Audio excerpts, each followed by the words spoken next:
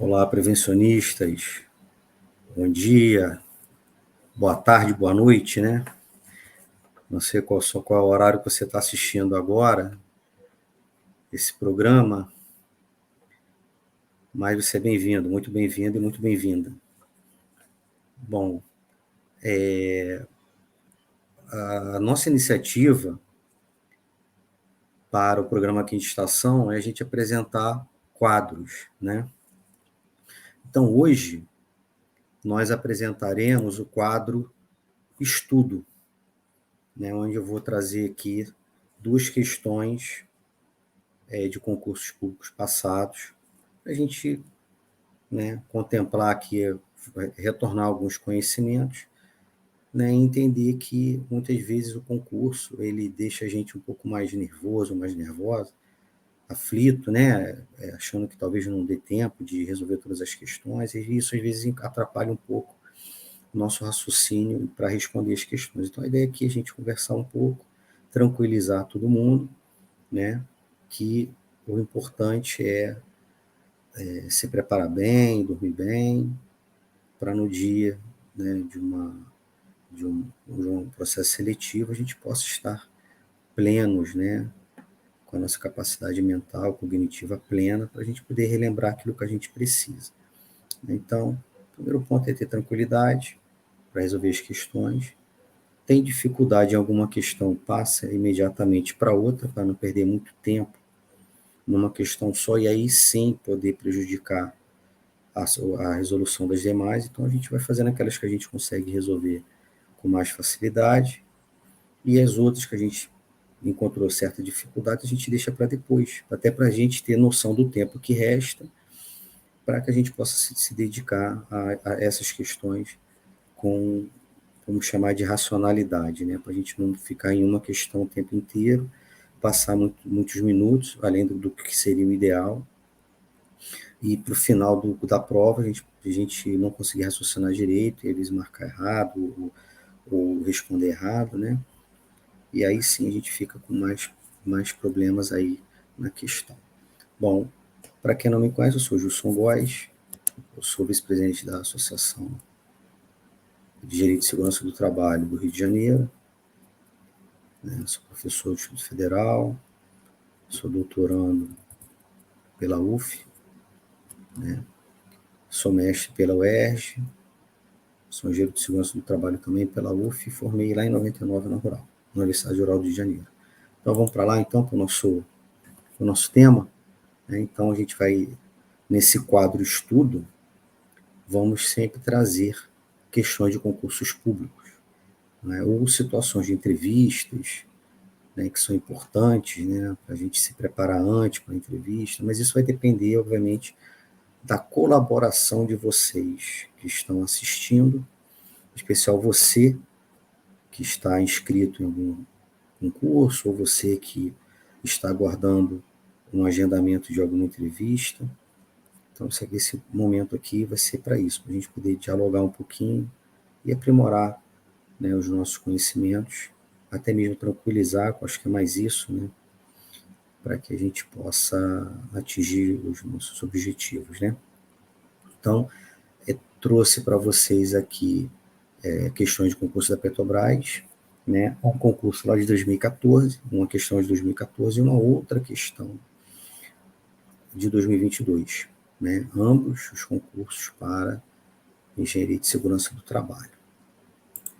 A gente começa a perceber que não é muito difícil, né, é só a questão da gente realmente ter calma para a gente poder responder de forma correta, né? Então tá lá, olha o que diz a pergunta.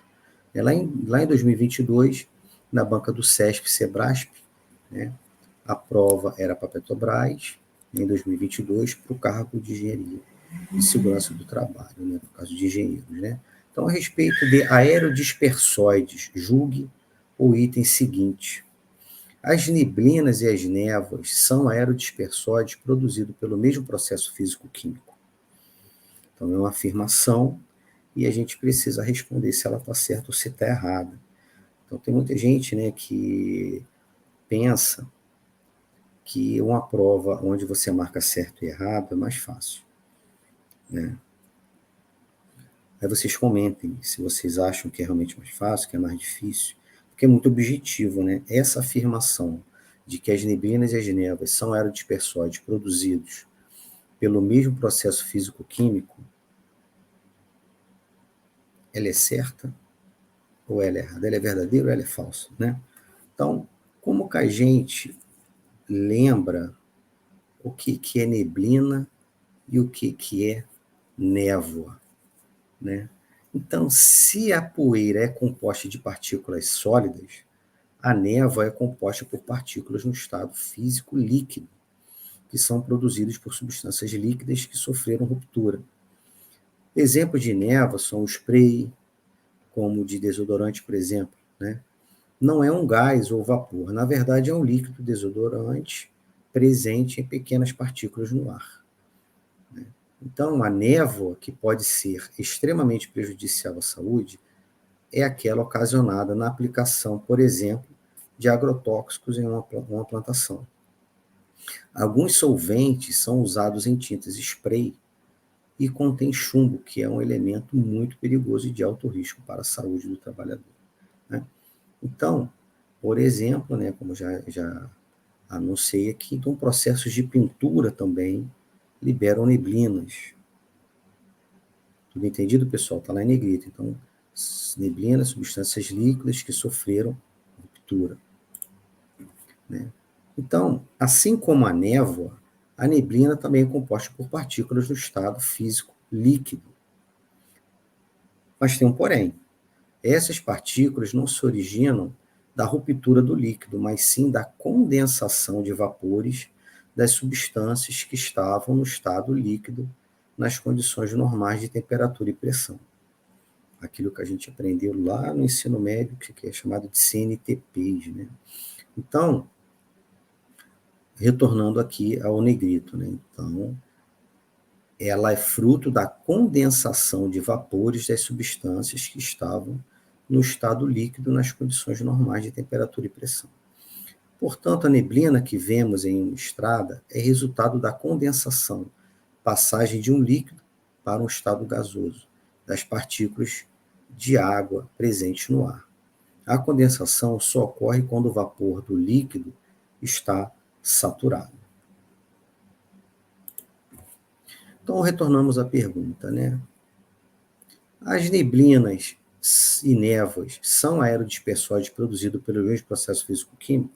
Matamos a charada, né? Então, são aerodispersóides, né? Estão, né, nas atmosferas de vários locais de trabalho, podem possuir substâncias perigosas para a saúde, né? Para isso precisamos fazer uma avaliação de risco bem objetiva, né? Analisar todos os processos e buscar as informações dos produtos químicos presentes naquele trabalho, naqueles setores de trabalho, né?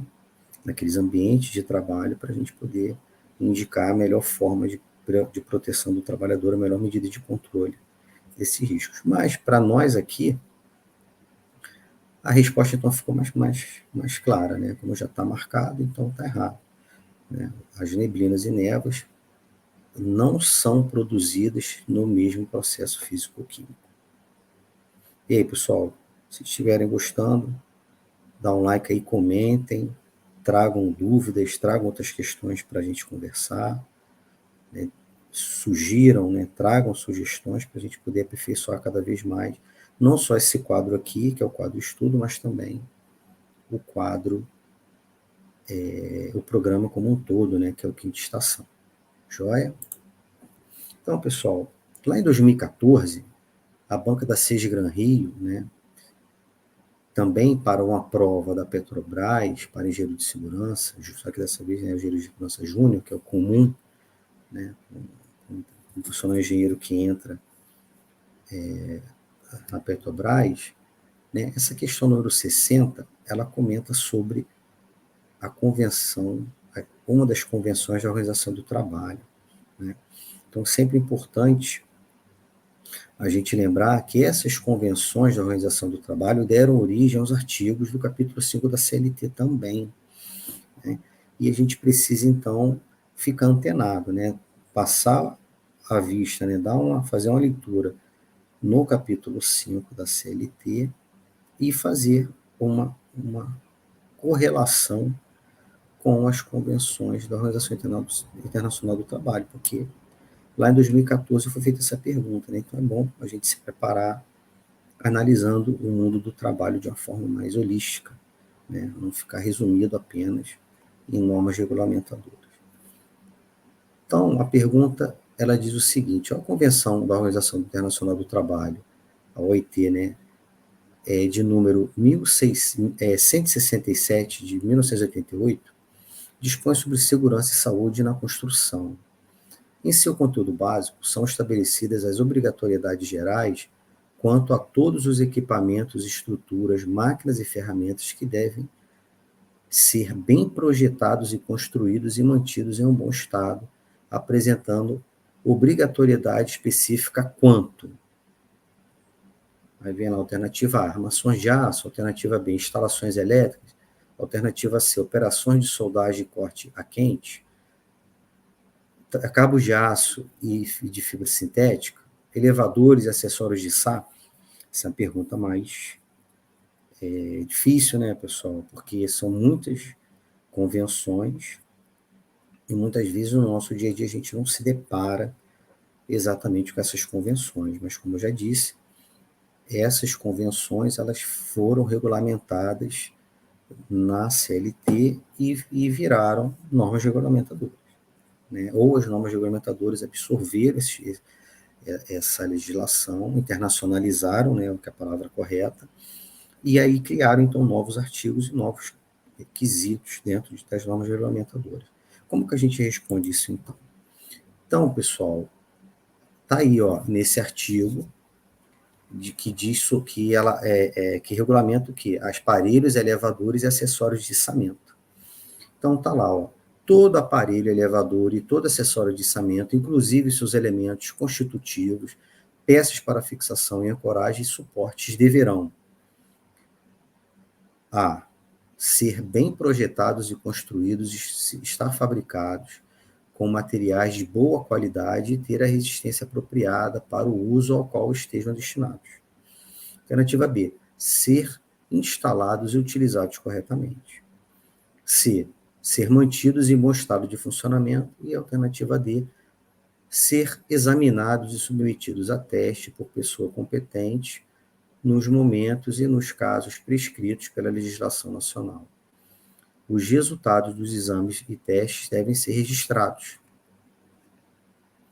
Então, pessoal, né,